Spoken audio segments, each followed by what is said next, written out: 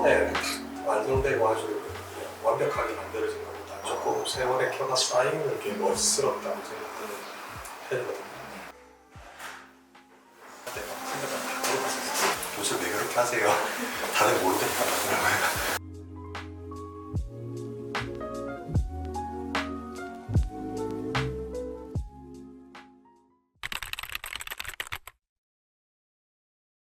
저희는 직원들이랑 좀 최대한 편하게 지내려고 하거든요. 그래서 그냥 약간 선후배처럼 이렇게 좀 있고 싶기도 했고, 그래서 지금 위에도 자리도 본인들이 그냥 원하는 대로 지고 그때그때 돌리고 싶으면 돌리고 자기 딱 사무실처럼 이렇게 하고 있는데, 그냥 저런데도 그냥 피곤하면 잠시 와서 누워라고 하고 저기 문을 일부러 닫았었거든요. 닫아서 그냥 안에서 잠도 잘 수도 있게끔 밑에 난방도 되게 이렇게 아무도 안 자요. 사실 장하는 것 자체가 말이 안 맞는 거지. 집에 가지 마라 소리가. 너무 일하는 것처럼 안 보이고 싶어서 그래서 웬만한 대문도 열어놓고 저기서 커피 내리고 있으면 지나가는 사람들이 궁금해서 이렇게 보기는 하거든요. 약간 카페처럼 그냥 보이고 싶었어요. 좀 동네에 그런 것들도 없고 해서 좀 젊은 사람들이 이렇게 들어와서 좀 동네 분위기가 달라졌으면 하는 생각도 있어가지고 일부러 이제 일하는 데랑 집 밑에랑 완전 분리를 한 것도 좀 편하게 왔다 갔다 해요. 저희가 위에 일할 때 밑에서 좀 쉬기도 하고 그럴 생각으로 사실은 했는데 잘 쓰지는 저는 그냥 어쨌든 마당이라는 공간은 꼭 있었으면 좋겠다 싶어서 원래 앞에 뭐 나무 이런 것들 많고 청아 같은 것도 있었거든요.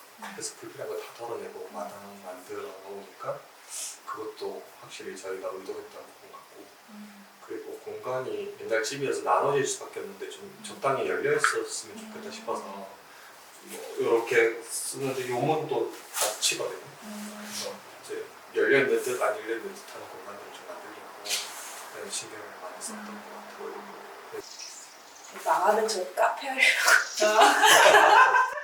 주말에 금토일 카페를 해야겠다 하고 이제 분리를 저쪽에 주방을 해서 저로 손님을 받아야 되겠다. 원래 그런 의도였어요. 저희는 생각 동네도 그렇고 집도 그렇고 그냥 한 번에 완성되고 아주 그냥 완벽하게 만들어진 것보다 조금 세월의 켜가 쌓이는 게 멋스럽다고 생각하는 편이거든요. 그래서 동네라는 동네도 좋았고, 이 집 같은 경우 인테리어 이제 할 때 되게 이런저런 거 하고 싶은 거 많을 수 있잖아요. 근데 그냥 일단은 배경만 만들어 놓자. 살다 보면 뭐가 계속 쌓이지 않겠냐, 뭐 이런 생각에. 오래된 동네를 좀 좋아하는 편인 것 같아요. 그래서 유행에 좀 안 따르고 그래서 동네도 좋아하고 제가 좋아하는 게 중앙동 초량 저쪽 동네가 오래되고 세월의 흔적 같은 게 너무 많이 남아있다 보니까 저희는 서울에서 친구들이 내려온다 그러면 사실 해운대 광안리는 거의 안 가거든요. 녹보가 많고 이러니까 저쪽 초량이나 중앙동 저쪽을 가고 아니면 동네 시장 이런 데 주로 가는 편인 것 같아요.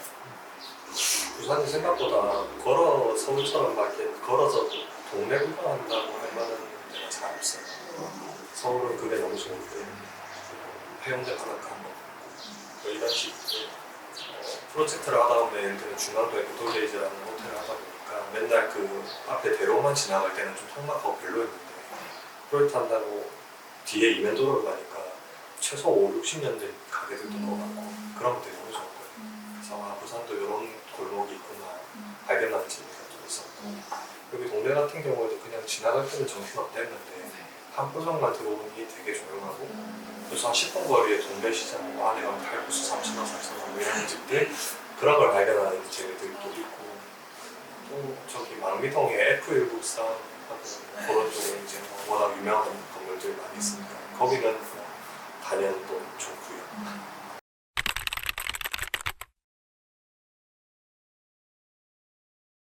사실 저희 민간 프로젝트를 주로 하다 보니까 민간 프로젝트 하면서 느끼는 거는 너무 부동산 투자 쪽으로 이제 건축을 바라보는 게 사실은 서울보다 더 심한 것 같기는 해요. 그러니까 서울은 전체적인 브랜드들도 되게 많고 그런 브랜드 사업을 짓거나 이런 식으로 건물을 좀 표현을 하는데 대부분 저희 클라이언트들도 그렇고 또 유명한 부산의 또 부동산 유튜버들도 막 너무 많거든요. 거의 모든 건물을 투자 개념으로 좀 보시는 분들이 정말 많은 것 같아요. 부산에는 건물을 지어서 직접 쓰겠다는 사람이 생각보다 훨씬 적은 것 같아요. 그러다 보니까 설계할 때 좀 어려운 게 뭔가 조금 더 특별하게 하고 싶은데 좀 더 특별하다기보다 그 사람의 성향을 반영해주고 싶은데 항상 범용적인 거 쪽으로 기결되는 경우가 많아요. 그래서 그 질문 중에 뭐 적절하다 뭐 이런 얘기들하고 좀 맞닿아 있긴 한데 사실 너무 일반적인 건물을 원하는 사람들에게 조금 더 특별한 걸 가미하려다 보니까 중간쯤에서 항상 머무르는 그게 공사비적인 측면도 그렇고 디자인적인 측면도 그렇고 그래서 그 적절한 선을 찾아가는 게 일단 저희가 항상 보긴 하는 적절한 와중에 좀 어떻게든 좋은 그런 식으로 나오고 싶었어요. 그래서 그런 건 거의 그런 거 같아요. 직접 선호하기 사옥이라는 개념이 별로 없어요. 부산은. 네. 임대하는. 네, 그 중에 한 층 정도 사업을 쓰는 이제 그런 건물들이 되고 그리고 한때는 카페가 엄청 부산에 바닷가 쪽으로 카페가 한참 하다가 그것도 이제 뚝 끊긴 거예요. 카페 관리 거의 없지.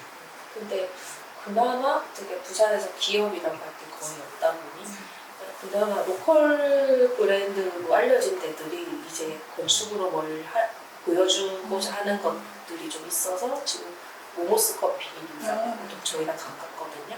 거기도 지금 리뉴얼 중이고 대대적으로 리뉴얼 중이고 여기 바로 또 근처에 수완 커피라고 거기도 지금 새로 신관을 또 열었고 이육용 제과라고 하는 부산의 유명한 빵집도 칠암사계라는 또 그런 걸 만들고 이제 그쪽으로는 좀 그래도 이제 브랜드를 위해서 뭔가 건축적으로 좀 투자를 하는 분위기는 있는 것 같아요. 지역의 다른 브랜드들이 나름 성과들이 좀 있었고 그게 이제 건축 행위로 바뀌어가고 있는데 저희도 지금 그 패션 의류 쪽 브랜드 두 군데 사업을 저희가 생각해서 거의 다 지어줬거든요.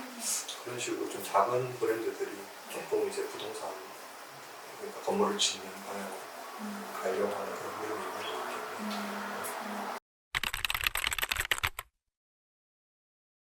초반에는 정말 하나하나 모든 걸 제가 해야 된다라는 생각이었어요. 근데 지금도 그건 변함은 없지만 갈수록 그럴 시간이 점점 줄어드는 상황이 생기다. 그래서 사무실을 운영하다 보니까 프로젝트 수가 늘고 그러다 보니까 제가 신경 쓰는 어떤 감도가 점점 줄어들 수밖에 없는 상황이 생기더라고요. 그래서 요즘은 그거를 어떻게 다시 이 와중에 다시 감도를 높일 수 있을까에 대한 고민을 되게 많이 하는 중이긴 해요. 네. 그래서 그 감도를 제가 직접 높일 수 없다면 같이 일하는 친구들이 그런 걸 챙길 수 있도록 어떤 환경을 만들어줘야 하나 이제 그런 고민들이 저는 좀 많이 드는 편이에요. 초반 뭐 다시 초심 좀 더 좋은 시스템을 갖추는데 고민을 많이 하는 편이에요.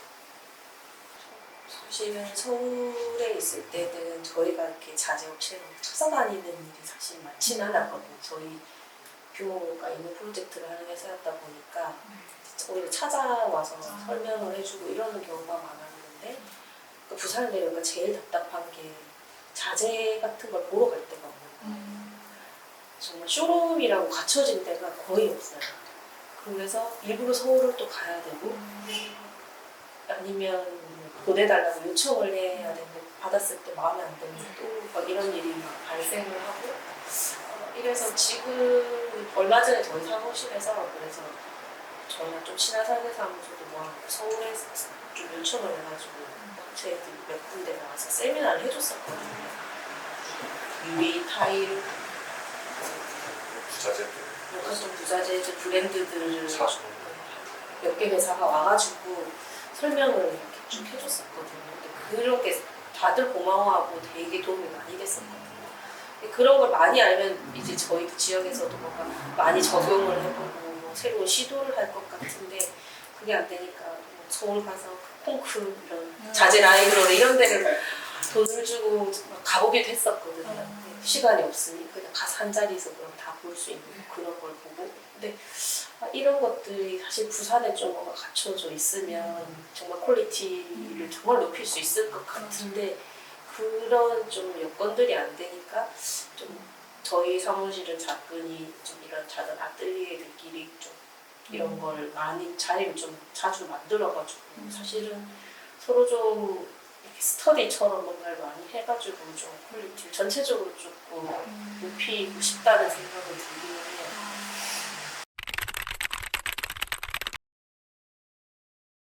초반부터 브랜딩하는 팀이 붙기가 쉽지 않거든요. 그래서 저희가 초반에 말로는 거의 기획에 참여하는 것 같아요. 그래서 초기 단계 건축 잡을 때 오히려 그 기획 브랜딩 업체가 할 초반 단계는 저희랑 같이 건축주랑 같이 하는 것 같고요. 우리 그걸 잡아놓고 시작하는 것 같긴 해요. 건축연출 틀이 다 잡힌 다음에 이제 브랜딩 업체를 투입하는 쪽으로 저희는 일들을 좀 하는 편이에요. 나름 저희끼리 하는 저희가 조금 특징이라고 하면 사실 그런 뭐 페이퍼를 막 만들어서 기획서라고 줄 수는 없지만 사업을 하려고 하시는 분들이 관심 있는 분야들에 대한 나름의 관심도 많아서 그냥 건물주로 찾아오셨다가 그런 얘기들을 되게 편하게 나눌 수 있는 그런 사람들이 돼가고 있는 것 같거든요.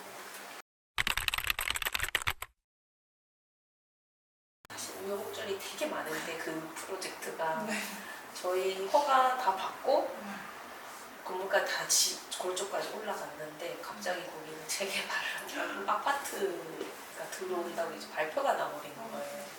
그래서 완공되고 몇 년 있다가 내어줘야 되는 그런 상황이 돼가지고 중간에 진입 많이까지 갔었거든요. 그래서 저희 광주에 그 건축주랑 같이 LH공사 그 건축주 플래카드 막 하고 이랬었어요. 근데 가끔 그런 거 보면 사실 내가 왜 이렇게 헌신하고 있나? 사실은 계약서에 있는 업무의 범위에 훨씬 더 많은 일을 하고 훨씬 더 많은 걸 신경 쓰는데 내가 왜 이러나? 사실 그런 고민을 막 가끔 하거든요. 근데 결론은 그냥 그러면 내가 좋아서 하는 것 같아. 그냥 지어졌을 때 그냥 그 딱 순간의 성취감. 사실 짓고 났으면 제 거 아무것도 아니죠. 제가 한번 들어갈 수 없잖아요. 집이면. 근데 왜 이렇게 하나에 대한 고민이 많이 들었거든요. 좋은 건축주도 있고 또 조금 트러블 있는 건축주도 있고 그럼에도 불구하고 왜 이렇게 하지? 이러면서 제가 할 때 막 선배들 다 물어봤었어요. 요즘 왜 그렇게 하세요? 다들 모르겠다 그러고요. 그런 것 같아요.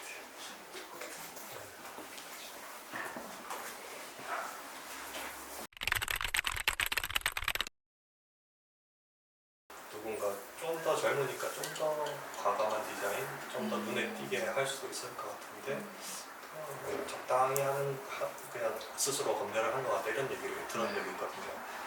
근데 처음에는 그게 좀 우리의 건축이 좀 안 좋게 보이나? 너무 이게 무난해 보이나? 이렇게 생각했을 때도 있었어요. 근데 금방 다시 그런 말을 듣고 나서도 작업을 하다 보니까 저희 스스로 이렇게 굳이 이렇게까지 디자인을 위해서 뭔가를 해야 되나? 라는 성향으로 저희가 결론이 있더라고요. 그러면 굳이 뭐 튀기 위해서 아니면 좀 더 강조하기 위해서 디자인하기보다 뭐 작아도 좀 변화 있는, 의미 있는 변화 있는 걸 고민하지 않아요. 그렇게 되어 가다 보니 그게 좀 쌓이다 보니까 요즘 간혹 듣는 얘기가 그래요. 야 니네가 한 거 같더라 이런 얘기를 좀 하더라고요. 그래서 저희는 거꾸로 도대체 뭐가? 이렇게 묻는 경우도 좀 있고. 사진을 한 군데 스튜디오에서 촬영을 하거든요. 텍스처. 그 친구들이 항상 저희가 이제 부르면 찍을 때 너네가 한 것 같다 이렇게 얘기를 해요. 뭐 도대체 뭔지 모르겠지만 그게 이제 보인다고 하니까 이게 마냥 특이하게 하거나 좀 특이한 제스처를 해야지만 그게 생기는 건 아닌가라는 생각이 요즘은 좀 드는 것 같아요.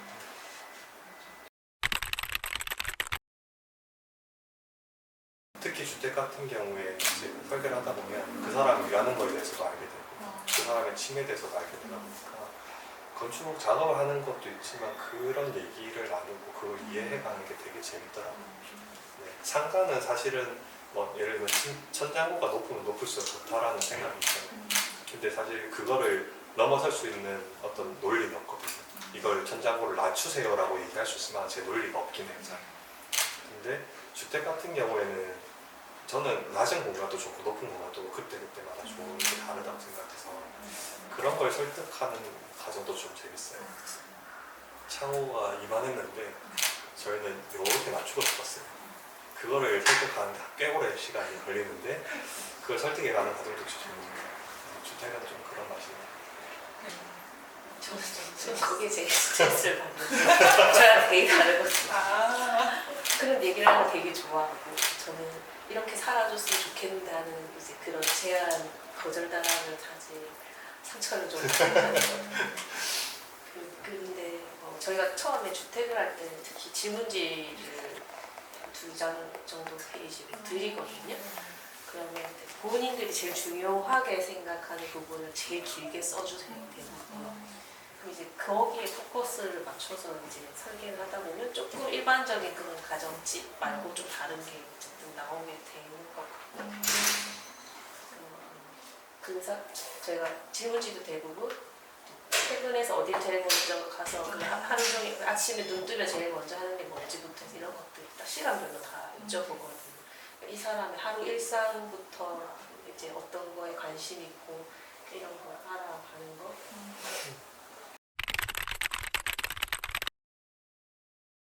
건축도 물론 중요하고요. 아무래도 서울에서 경험해 볼 것들이 많잖아요. 그래서 건축 외적인 것들도 많이 경험을 하고 부산에 왔으면 좋겠다는 생각은 있어요. 이게 건축을 하다 보면 그냥 딱 건축 설계만 건축은 아니더라고요. 그 외적인 많은 것들이 같이 작용을 해야 되기 때문에 서울에 만약에 지금 있다면 정말 많은 걸 공짜로 경험해보고 오시라. 네. 그렇게 얘기하고 싶어요. 사실 저희도 설계할 때 그런 부분들이 건축주랑 대화할 때 되게 많이 도움이 되거든요. 사실 F1 못산이기는 해요. 그러니까 서울 가면 사운 잔남이라든지 마당 끼고 뭔가 건물이 여러 동이 있고 문화복합 공간이라고 할 만한 데가 동네마다 정말 다 있는데 부산에서 떠올리면 사실 거기밖에 아직은 없기는 없어요. 그리고 우리나라의 제일 유명한 건축가분들이 어쨌든 설계들을 하셨고 그리고 거기 안에 건축 도서관 정말 잘 돼 있거든요. 그리고 학생들 같은 경우 1년에 5만 원인가만 내면 그 안에 모든 건축 책 학교에 없는 책들 단종된 책들부터 해서 그 다음에 사달라고 하면 사주기도 해요. 이렇게 보고 싶은 책이 있으면. 근데 학생들한테 말하면 아무도 몰라요 그걸. 그래서 저희는 그게 없어질까 봐. 너무 다들 이용을 안 해서 사라질까 봐 제발 좀 가라고. 일단 저부터 이용을 좀 해보도록 네, 거기 네. 테마사 뒤에 있어요. 사진, 음악, 건축 뭐 이렇게 4가지 테마만 다루는 도서관이거든요. 예술 책만 가득 들어있어요. 조근수 건축가 노조에서 설계했고 바로 옆에는 현대 모터스 스튜디오에서 원원을 설계하고 근데 이제 뭐 그 건물도 훌륭하지만 그 건물들하고 건물 사이의 공간들이 또 되게 잘 가꿔져 있거든요. 그래서 좋습니다. 인터뷰 마치도록 하겠습니다. 감사합니다. 네, 수고하셨습니다.